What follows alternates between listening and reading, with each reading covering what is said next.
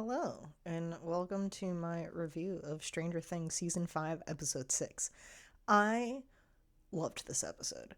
I thought this episode was awesome. I was thoroughly enjoying it. I will say that my sister and I, I'm just gonna straight up say this, is that part of the whole spiel about this episode is Holly and Max trying to get back to the right side up, and they take their sweet ass motherfucking time, because they're taking forever, and they start slowly walking, and both my sister go, run, I swear to God, run, and they just took forever, and it was so goddamn annoying. But other than that, I really loved this episode. I loved the dynamic between a lot of the characters. I thought it was awesome and really, really good, and I just absolutely loved it. The Notebook is back.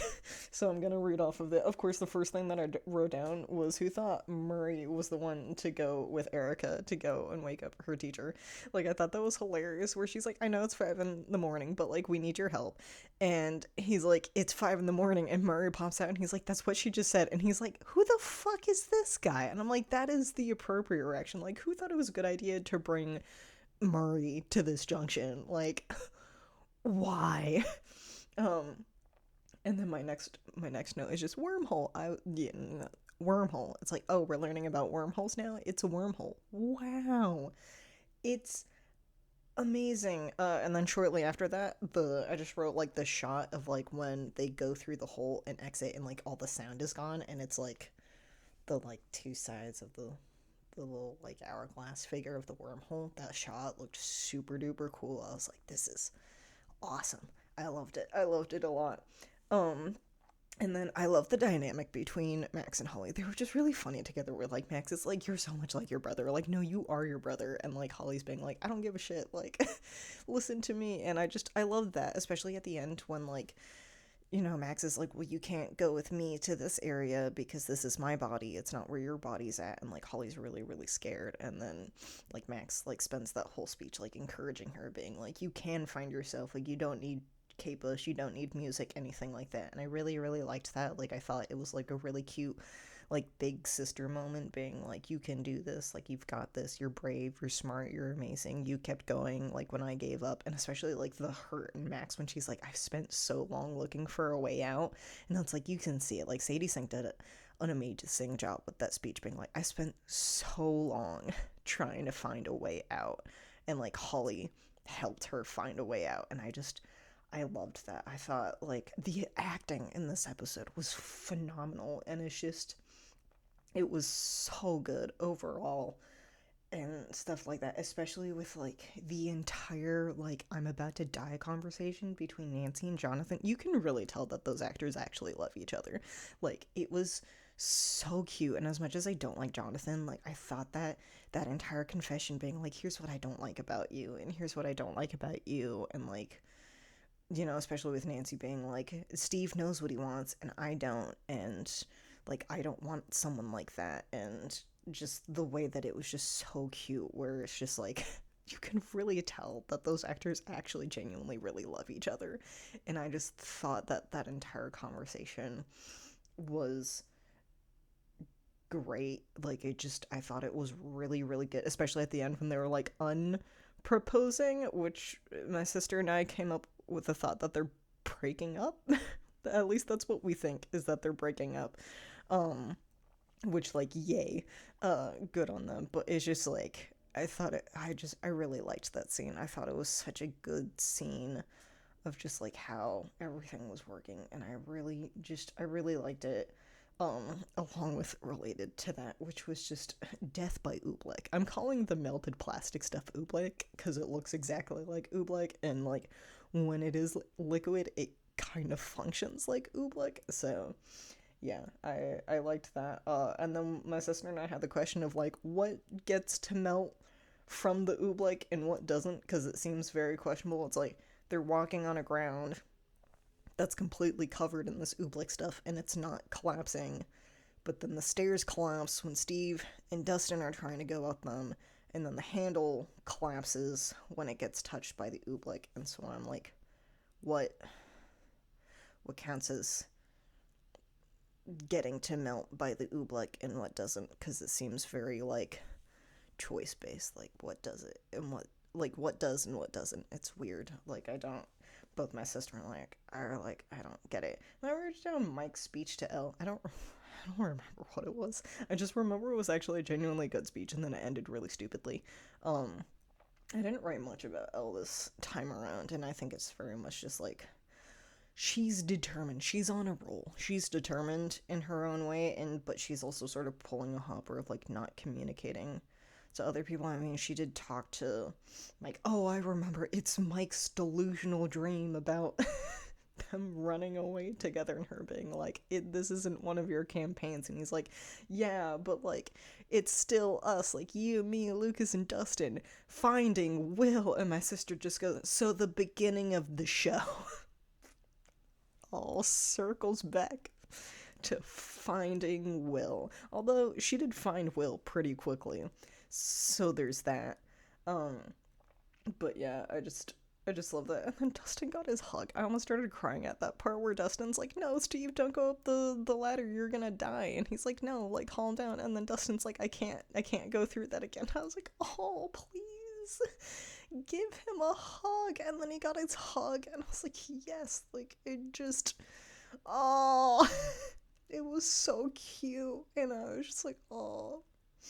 It made me so sad, but like I'm so glad that like they're starting, like Dustin and Steve are starting to like reconcile again, with Dustin finally opening up being like, I can't watch another friend die like that. Like it's just, oh, it was so cute, and it's just, yeah. And then we finally got to know, I guess in a way, why Henry's scared of the cave, which is that like I'm guessing that's like the first place where he ever killed someone was.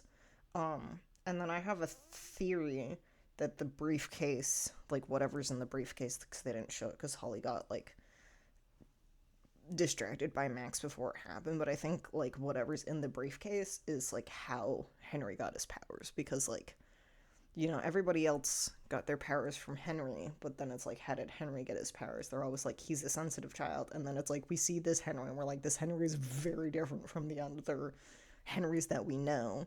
So, like, my guess is that because I think he's like a Boy Scout, he was a Boy Scout, like, this occurred, he got shot by the guy, he killed the guy, he opens up the briefcase, he gets his powers from something, whether it's like a piece of the Upside Down or something like that. He gets his powers from that, and then he, like, through that traumatic experience, that's when his parents move him and his sister to Hawkins, and like that's when all the shit starts to occur, and like he starts to realize like what's going on. I don't know. I'm kind of hoping they might go over it in the next episode. If not, they'll have to go over it in the finale, being like, this is how. Like I think with this season, they're essentially. I mean, obviously they're wrapping everything up, but I think they're trying to explain more about things. So like, the Upside Down is a wormhole. Like they're gonna explain how Henry got his powers, and like how everybody else has their powers, and like stuff like that, which is kind of nice. I mean, it's nice, but also like I feel like it's interesting to leave things up to like questionable possibilities and theories. But like I do think it's also nice that they're like, we're gonna end it off by explaining the world and the lore of Stranger Things and the Upside Down and like all the powers and stuff like that. So I understand that a lot. And then my last note kind of stems into like a whole scene, which is everything in the hospital. It was great. So like Robin telling Vicky about what's happening, and Vicky just thinks that Robin's doping. um, and then Robin getting taken away by the military, which I'm sure it's got something to do with the squawk or something like that as to why Robin's getting taken away by the military. But like things like that, like Robin getting taken away by the military, and then like the Demogorgons starting to attack, and then Vicky starts to believe Robin now because it's like, oh shit, there are Demogorgons attacking, and then like Lucas bridal carrying Max everywhere, which my sister kept complaining about because she was like, Why is he carrying her in the most difficult way possible? And I'm like, probably for cinematic reasons. But she's like, it's just sling her over your shoulder. It's so much less difficult. And I'm like, I don't know, man.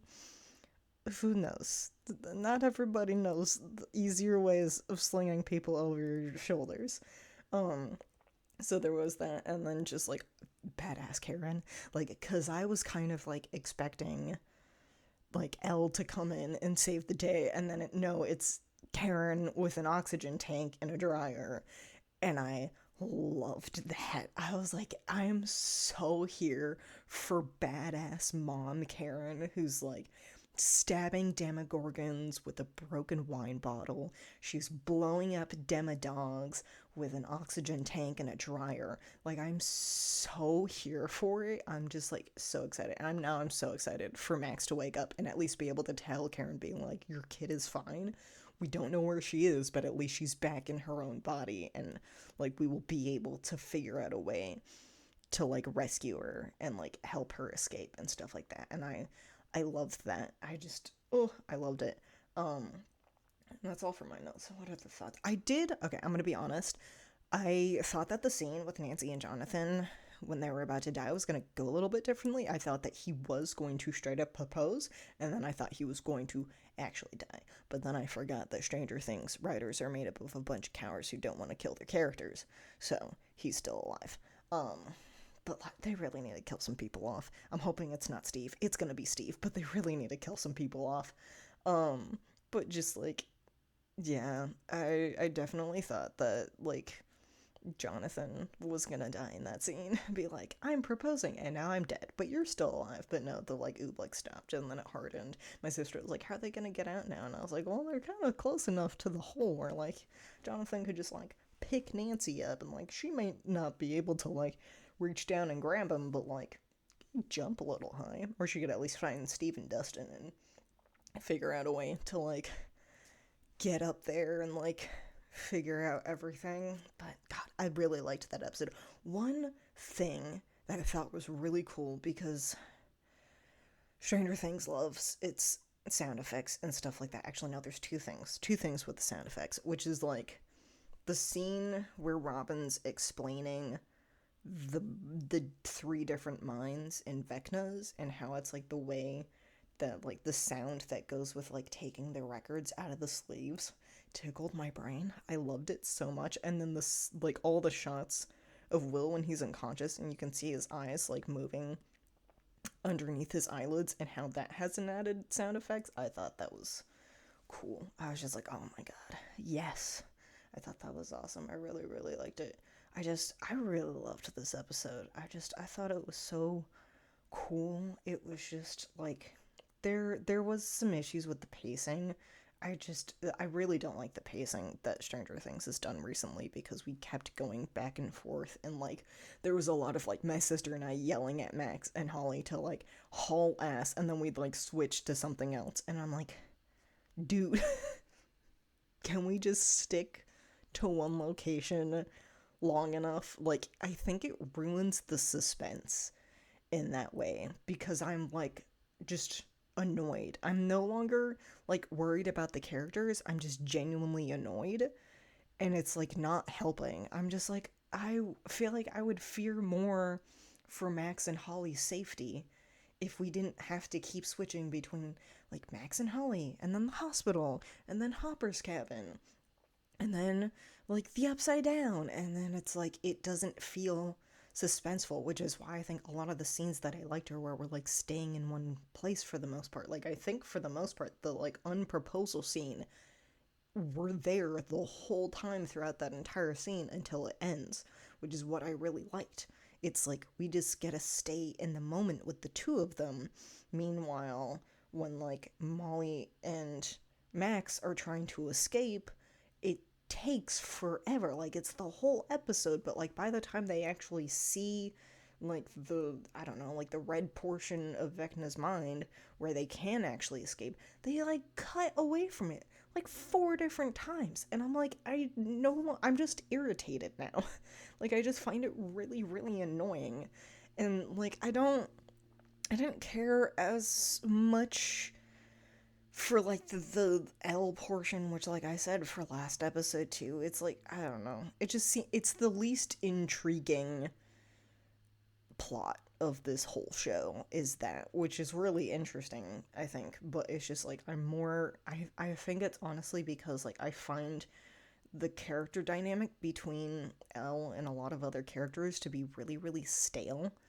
And so I think that like other people just have better chemistry. Like Dustin and Steve have amazing chemistry. Like Nancy and Jonathan, like their chemistry's okay, but in this episode it was really really good. Like Max and Holly have fantastic chemistry, and then I mean like Robin steals the show with everything, but like even with this, it's like trying to get Vicky to like understand her, and then Vicky thinking that she's doping, and then like that entire part of like watching Lucas run around a hospital while carrying Max and trying to escape the Demogorgons, like that's interesting and suspenseful, and like watching Elle in a bunch of like sensory, like different forms of sensory deprivation tanks, or like deprivation like situations, because obviously like when she's got the headphones on, the blindfold, she's not in a tank, is just like not as interesting. And it feels like all the actors, this could honestly be like a long-winded speech of me saying that I just don't like Millie Bobby Brown as an actor. I don't know, but I think with like this, it's like all the actors around her are like trying hard. Like I like Mike's speech to Elle, like I thought it was interesting, but like I don't really care about a lot of the other interactions surrounding Elle. I just don't think they're as interesting. They feel really, really stale. So, because I really liked Hopper talking to Joyce throughout that, like, plot, like, subplot section, being like, you're not a terrible mom. Like, we learn the fact that we're always gonna be wrong when it comes to parenting. Like, yeah, you told him to attack Vecna, but it was still his choice to go along with it. Like, you didn't understand the consequences of it. And so, especially because I was worried that like once it was over, she was gonna be like, "You're never doing that ever again." And I think she's gonna be like, let the kid be the kid, and like things are gonna happen, and like he will understand when he's too far in, especially now. But it's just like I thought that dynamic was really really good, but I feel like other dynamics with Elle don't work as much for me, which is why this might just be a really long-winded speech of me saying that I just don't like Millie Bobby Brown as an actor, and maybe I just don't think she's a very good actress.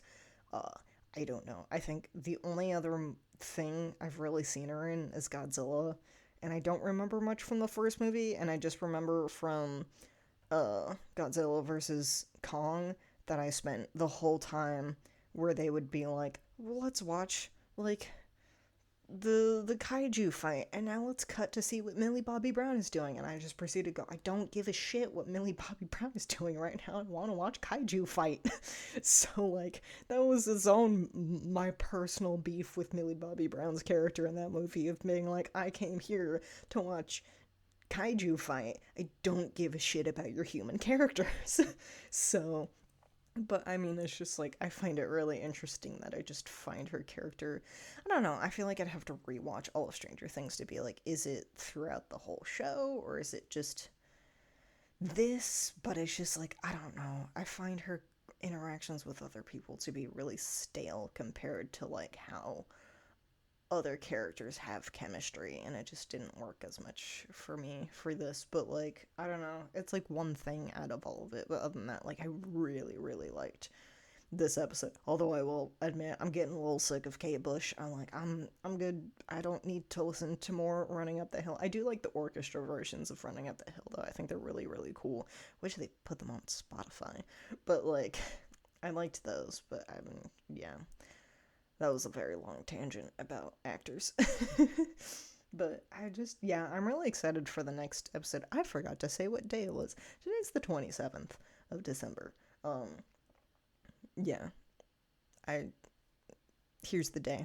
So, yeah, I am gonna, because my sister really wants to watch the next episode, I'm gonna go watch the next episode. So you're gonna get two episodes filmed in one day, but not released on the same day. Uh, but yeah, so I really liked this episode. I am excited for the next one, and although I'm not excited to watch a 2 hour long finale, I am excited to watch the finale when it comes out because I'm sure it will answer lots and lots of questions. So, there's that. So, thank you for watching and my very long tangent. So, bye bye.